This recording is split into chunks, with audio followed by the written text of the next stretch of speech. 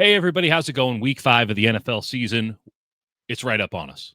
49ers are playing the Rams on Thursday, and we're all just cramming. We're cramming for a test. We didn't do the material. We're trying our best, and so we need some help.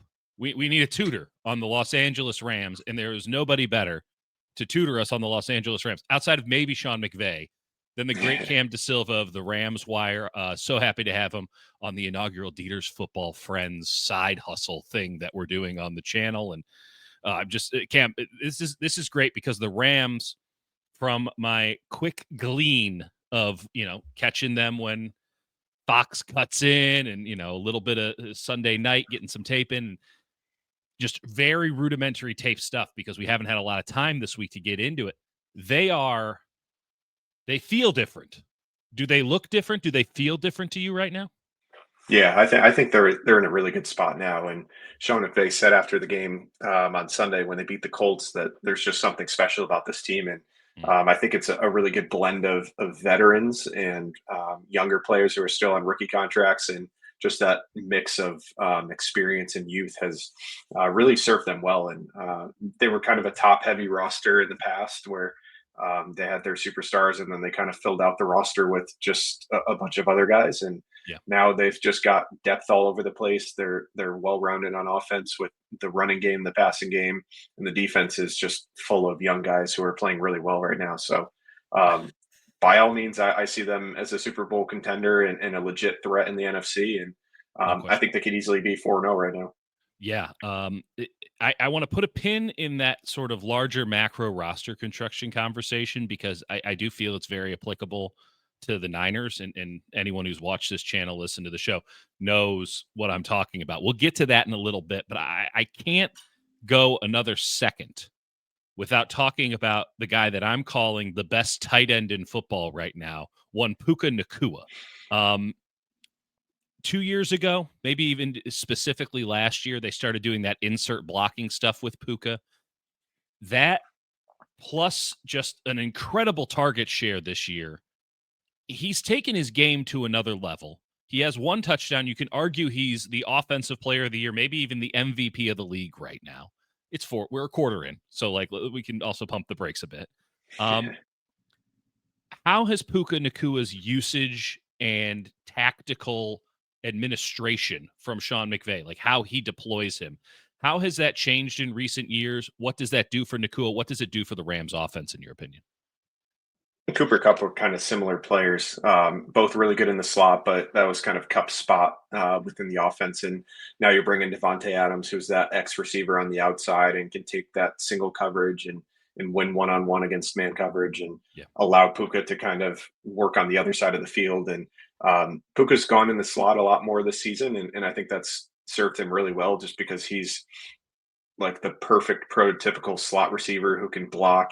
He can line up, like you mentioned, almost as an inline tight end and take on these edge defenders and safeties and corners in the slot. So he can just do everything. He's an old school receiver. He can block. He actually loves to block. Like he puts Clearly. so much effort and passion into Yeah. blocking in the run game, and he takes a lot of pride in helping Kyron Williams break off these runs and open up holes for him. But they're moving him all over the place. He's so dangerous on these in breaking routes, which we know is a staple of the Sean McVay offense, and working against these linebackers. And he finds ways to get Puka matched up with linebackers and safeties, and no matter who's covering him, the guy just gets open. And his hands have improved so much. I mean, he Mm. dropped a bunch of passes as a rookie a Yeah. couple of years ago, and improved last year. And even though his numbers weren't better because he missed a bunch of games, he was just such a more efficient receiver, and he's gone even higher this year, which has been really impressive. It's a great point by you that was Cup's spot, right? Cooper Cup is a Triple Crown winner. He was one of the great receivers of the era.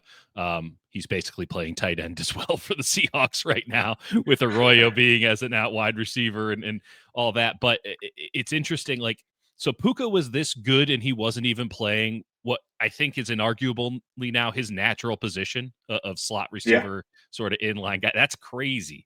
I mean, is it as simple as that when you're saying, how is Puka Nakua doing this? is just getting him in the slot more, and he wins against every coverage. He has such a good feel against zone when he's got to sit down in a hole in the coverage and get open for his guy Stafford, or if he's working against man, just breaking off at the top of his route to create separation. Not the biggest, not the fastest guy out there, but No. he plays so physically and he's so good after the catch, and you really it's hard to bring him down with just one guy, and he's always falling forward and just he's such a well-rounded receiver that I think he's someone every single team would love to have Yeah. within their offense. And obviously, everyone missed out on him for 4.5 rounds until he went in the fifth round. But just such a solid, tough player, and really the only thing standing in his way of having like a record-setting season is himself and putting himself in harm's way with these injuries. So he's just got to stay Yeah. healthy.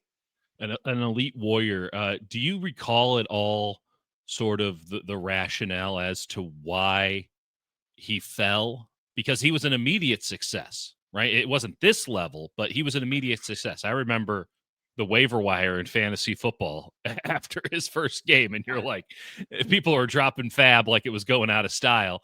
Um, that paid off in a big way. And then but okay, 4.5 rounds, right? And there's always guys like this. The Niners have one in George Kittle. I mean, you can even talk about their quarterback Brock Purdy, 7 rounds, last pick in the draft. Like it's not as if people know what they're doing in the NFL draft. Do you remember the knock on him coming out as to why he got drafted that late? Because I don't remember him deeply as a prospect. And do you recall? It's easy to say now, but do you recall Sean McVay or Les Snead's argument as to why they liked him at the time? What really helped them land him in the fifth round was his kind of subpar average testing, which Yeah. they kind of just always throw out the window with these guys. Like Hmm. they're not worried about 40-yard dash times. They're worried about GPS speed at like the Senior Bowl and Right. during games. So they saw his GPS numbers and really liked what they saw there. And there was questions about his durability because he was banged up a bunch in college.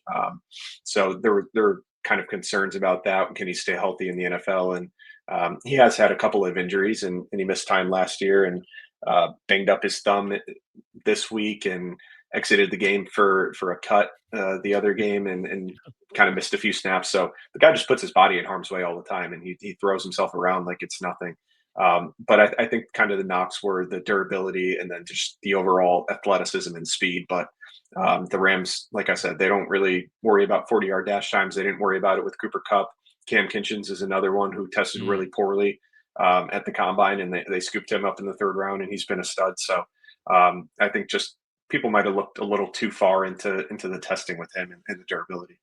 Is it overtly simplistic to describe the Rams passing game as Nacua versus zone, Adams versus man, and Stafford just finds them? Yeah, I mean, Stafford has talked about it. He's like, I just kind of throw the ball wherever the defense tells me to. And if Devontae beats his guy over the top and he's got a shot 1-on-1 down the field, he's going to take it. If Puka has zone coverage on the other side or he's working against a linebacker in the middle of the field, he's going to take that. They're super top heavy right now with their receivers with Devontae and Puka. Like they're getting nothing from anyone else really. I mean, Right. Tutu had that 88-yarder, but that was his second catch of the season. Jordan Whittington's playing a bunch, not catching a lot of passes. Tight Right. ends are doing not much either. So it's really come down to those two guys.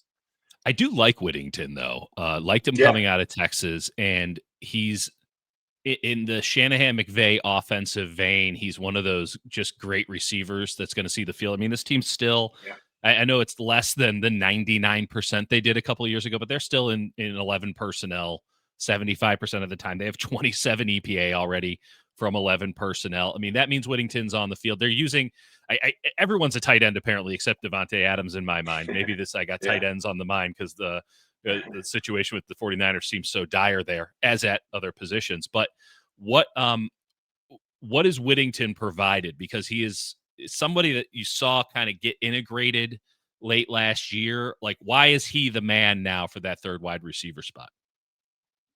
Similar to Puka in that he can block, he can take these jet sweeps, he can do a little bit of everything, and he's a very different receiver than Tutu Atwell, obviously. And those two guys were kind of jockeying for that wide receiver three spot throughout the offseason. And Whittington has pulled away, even though Tutu got that $10 million guaranteed contract. And Mm. they like Whittington a bit more right now, and he could I think he's a more well rounded receiver. Tutu's got the speed, he's got the experience, but Jordan Whittington he's a solid player who's got good hands, really good on kick returns too. Like you can see his physicality there. He almost runs like a running back, and so I think they're even going to get him more involved in the coming weeks and throughout the season. He played a season high 80% of the snaps this past week, so really taking hold of that number 3 receiver spot over Tutu. But like I said, they're so reliant on Devontae and Puka. They got to have someone else catching these passes, and I think Whittington's a guy to watch. It's an outside zone run scheme. I know they're doing a lot more gap stuff over the last couple of years. You have to mix it up. Sean McVay's always at the cutting edge of that stuff. And in fact, I would argue that Sean McVay is always a step ahead of Kyle Shanahan, because whatever Kyle does and we call, what innovation, it's what Sean did the year prior. That's neither here nor there. Kyren Williams, unbelievable back. I mean, really, really great player. It does seem as if they're trying to get Blake Corum more run. I think he's looked really good from what I've seen. What have you seen? You're not wrong about that.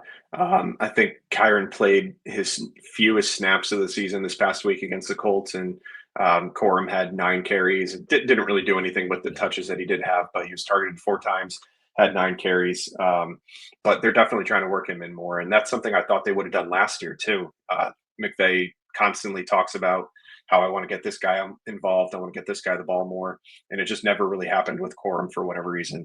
And they drafted him because he's so similar to Kyren, but you can tell when he's on the field, there's just a little bit more juice. Like he can break off these longer runs. He threatens the defense a little bit more.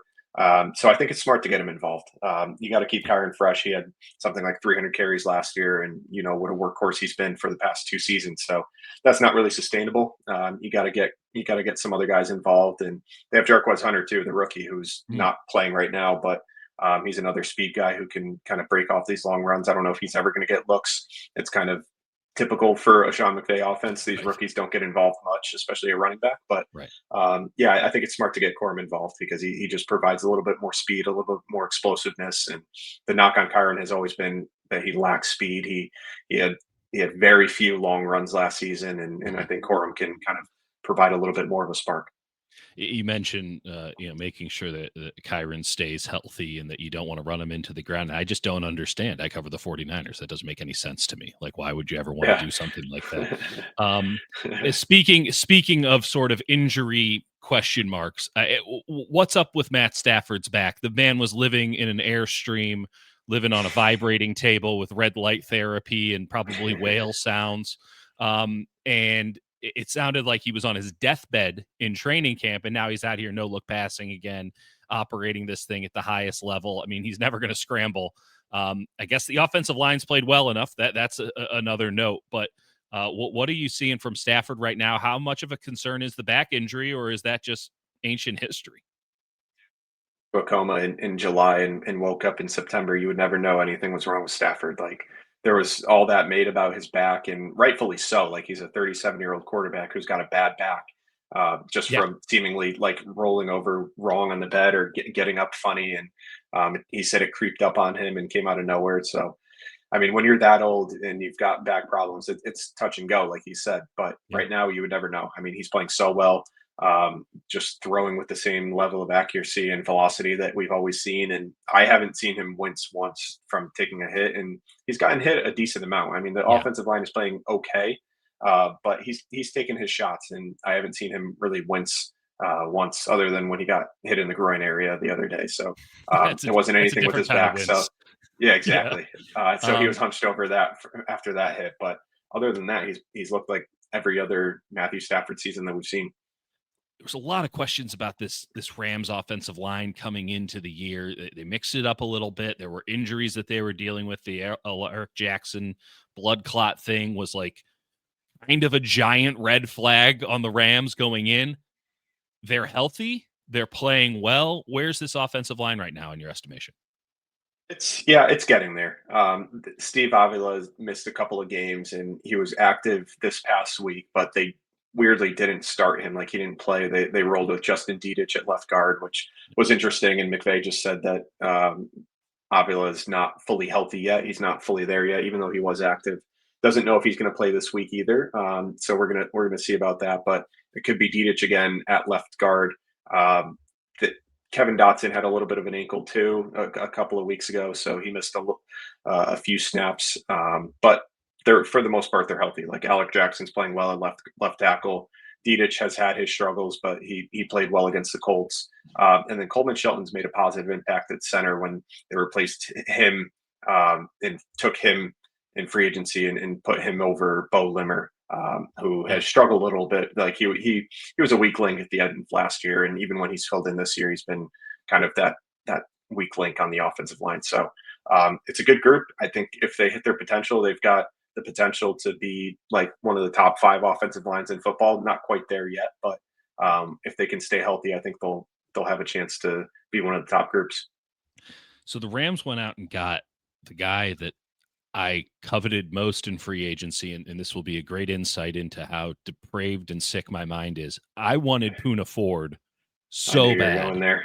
Yeah. I mean, he's a stumpy boy. He's one of the mushrooms from Mario. You can't move him. He's fantastic. They got him for a song, and it appears to me, outside opinion, that Chris Shula sleeps better at night because Puna Ford's in the middle of that defensive line. What has he done for that unit with, Kobe Turner, Byron Young, Braden Fisk? I mean, Jared Verse, you got some dudes up there. What has Ford done to solidify, bolster, whatever term you want to throw on it? Like, how does Puna Ford fit into this, and how big of an asset has he been? They replaced Bobby Brown with Puna Ford, and Brown was kind of he talked about wanting more opportunities to rush the passer. Didn't feel like he got enough with the Rams, but he did not produce whatsoever when it came to rushing the passer. Didn't generate any pressure. Hardly had any sacks, and solid against the run. But I think Puna Ford is an upgrade as a run defender and significantly as a pass rusher. So. Like you mentioned, you can't move the guy. He's so short. He's so stout and powerful that he's just clogging up these running lanes up the middle and making life's easier of Braden Fisk and Kobe Turner and the guys on the edges. But he was a steal in free agency. I thought it was a great deal for them and really shoring up a position that was a weakness for them on that interior of the defensive line. After you saw so many running backs go for big games, obviously Saquon Barkley was a big one a couple of years ago. Had something like 400 yards in 2 games against them. So they needed to improve against the run, and by bringing in Puna, I think that made a huge difference. And then Nate Landman too, the linebacker that they signed for practically pennies. He's a captain, green dot guy, and he's really helped against the run too. Troy Reader, Omar Spates, where are they at right now? Because we kind of know what Landman is. He's been very good for them. The question is always going to be who's next to him. And I guess he and himself is a question. He was available on the cheap for a reason. Yeah. That might pop up on the film here and there. But like, where are Reader? Where are Spates? I mean, even Sean Dolak. Like, how does this linebacker core looking to you?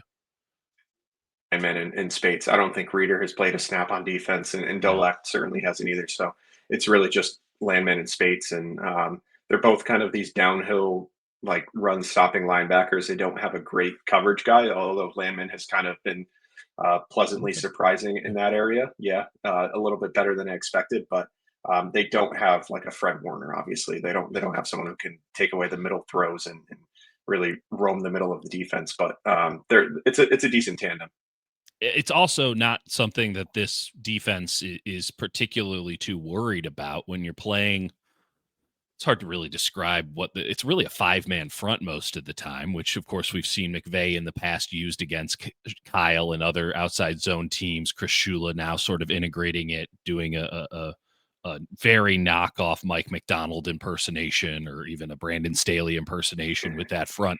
And when you talk about that kind of front, you just want linebackers who just always get their run fits, come downhill, and you'll live with the results of them having to move backwards or sideways. But they need those guys who are just absolute wall crushers. You need the juggernaut back there. That's what they have in Seattle. That's what they have.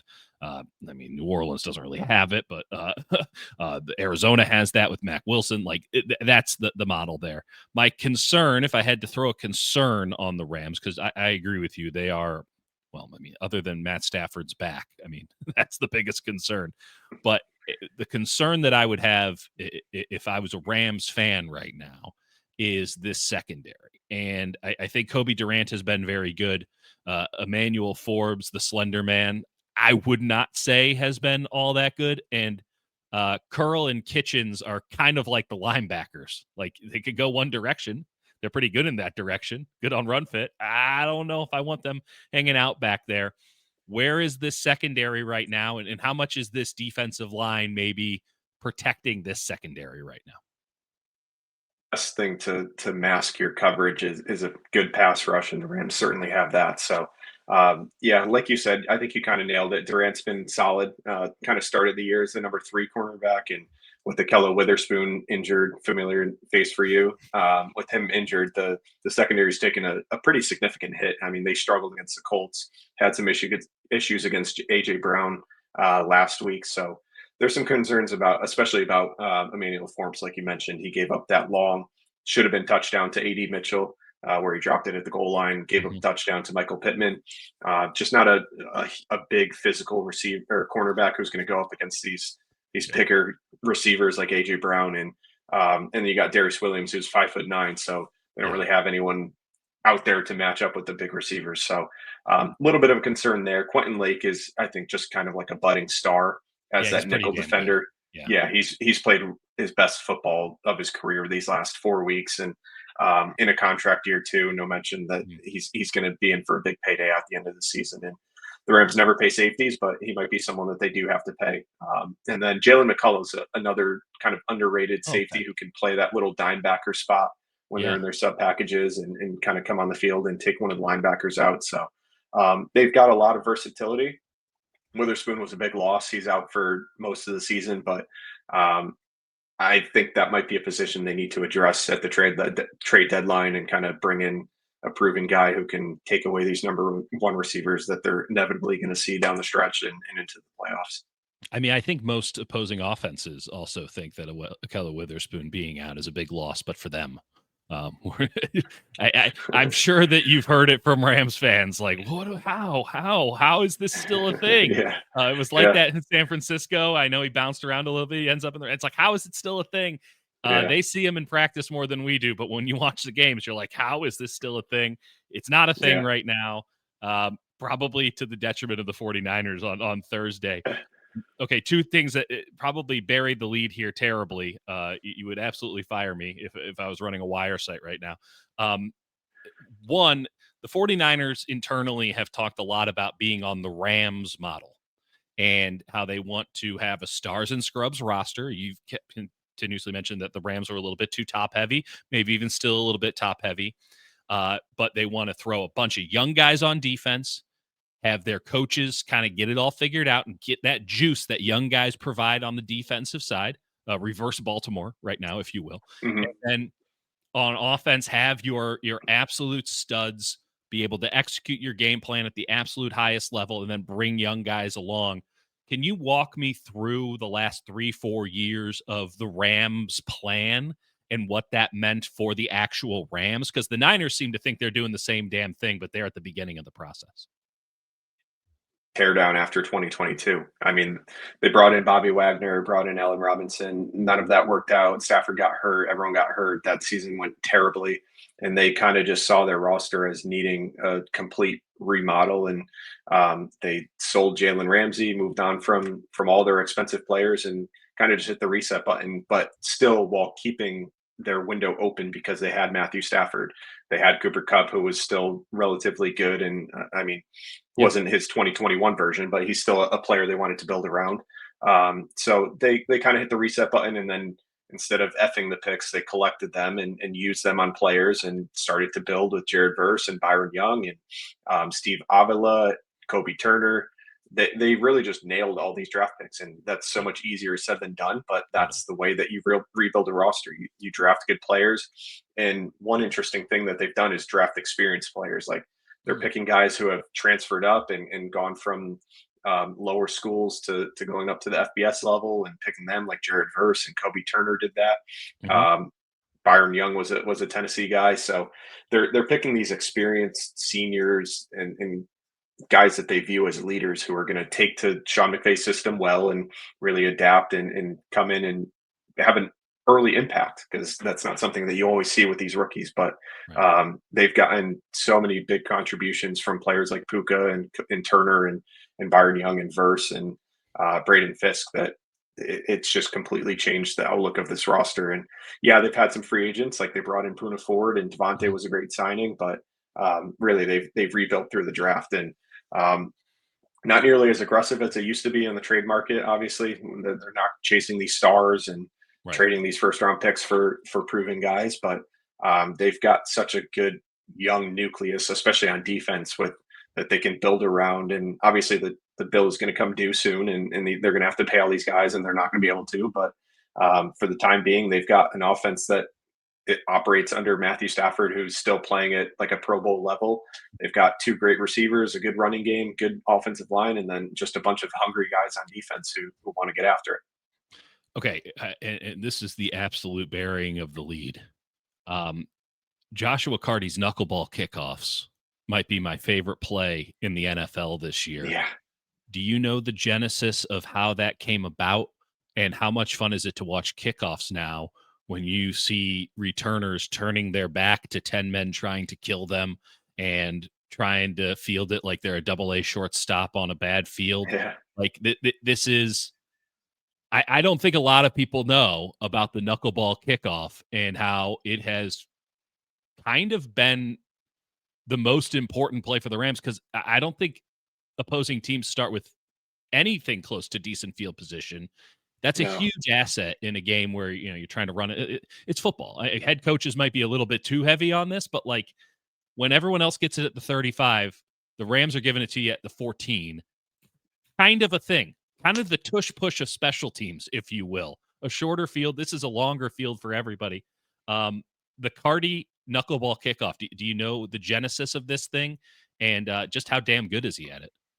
He's so good at it, and it came about this offseason, I think, with Chase Blackburn and the coaches who really dove into the numbers. And it's funny because the Rams did a complete 180 on the kickoff. Like last year, it Right. was just screw it, we're not going to mess around with it. It's going into the end zone. We're taking the 30 with the touchback, and I'm sure they looked at the analytics and all the numbers of the 35 with it moving to 35 versus what you could do. And it's not a terribly easy play to execute to land No. it in 20 and make it kind of bounce and go all over the place. And the goal is to really kind of throw these returners for a loop with trying to field it difficultly.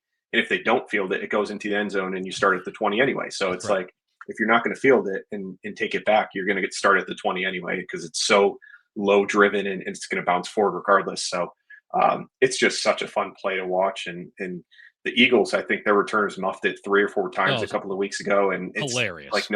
nobody can figure out how to do it, and like the coverage team is starting with the running start, and the guys are barely picking the ball up. So Yeah. it's I mean they're getting swarmed immediately, and it's been really fun to watch. And Cardi, I think, is a soccer player, so he's kind of used to hitting those like driving kicks. Yeah. But he's really mastered it, and he wasn't even the kickoff guy last year. It was Ethan No. Evans, their punter. So they've turned to Cardi, and he's really turned it into a weapon. I haven't seen the numbers since through week 4, but before that, they were like far and away the best team in terms of starting field position. No, it's an absolutely awesome play, and I see a lot of other teams trying to rip it off now. I mean, is there a Tim Wakefield threat with this thing? Because Tim Wakefield, he could go out there and just give you 9 innings of 5 hit ball, and they were all singles, and you just like, oh man, that thing was dancing tonight. He could also give Yeah. up 5 home runs to the first 5 batters. Like, does it feel like there's the threat of that? Like, oh man, he might knuckle it, and now we're starting at the 40 on every play because he's trying to directionally throw or kick a knuckleball. Like, has that popped up at all? I don't know if there's been a single kick that he hasn't landed in the landing zone for Yeah, that penalty. or I'd have even to look at the bouncing numbers, out of but bounds, right? Like yeah, even no, I don't think any have yeah, gone out of bounds either. No, I think he's been pretty good at it, yeah, because huh, these teams like it's a knuckleball, so if it bounces once, they're not going to just let it go. Like right, they're not going to let the Rams go fall on it like it happened with the Steelers. So right. they're not getting cute with it. They're just trying to field it and get upfield as quickly as they can. But he's locked that down, and I think the Panthers are the other team that might be trying that. Yeah, they You are. would probably know better than me, but yeah, Yeah. there's a couple teams that I think are trying to do it too, and I haven't seen anyone do it better than Cardi and the Rams. Yeah, I agree with that wholeheartedly. And honestly, most teams, I imagine, think, "Oh, we should try this," and then they think about it for 5 more seconds and go, "No, we shouldn't. The Yeah. risk is too big." So for him to it's again, I feel like it's almost sacrilegious, but it feels like the tush push, where it's like he can do it. It is a total fundamental game changer to the course of a football game. I mean, imagine having 1st and 9 every time. Like that's what the Eagles Yeah. do, and Yeah. or even 8, and yet everyone else is like, oh yeah, we can do that too, and like dudes are going to get injured, and the ball's going to be on the 40, and it's just Yeah. it's an absolutely awesome play. And if the Rams go as far as the Rams think they can go, I think that it requires maybe a bit more public admiration when it's all said and done, because I think it's going to be, as weird as this sounds, I think kickoffs might be a very vital part of their success this season. Cam, this was awesome, man. Thank you so much for joining me. Looking forward to the game on Thursday, and talking to you later on in the season, man. Game. I'm excited. This is the first the Rams played the Eagles, but they've played 3 other AFC South teams. So good to Yeah. get a little rivalry game in, and some higher stakes. As my buddies on the a couple text threads would say, real AFC South heads know. We're big AFC South guys. We love to talk about the morass that is the AFC South, and Yeah. mainly Brian Callahan. You've been in it. You've seen it. You're on the other side now. Real football's coming. Actually, it's not, because it's Thursday night football. That's neither here nor there. But thanks for breaking down some real football with us here on the show. Thanks for having me, man.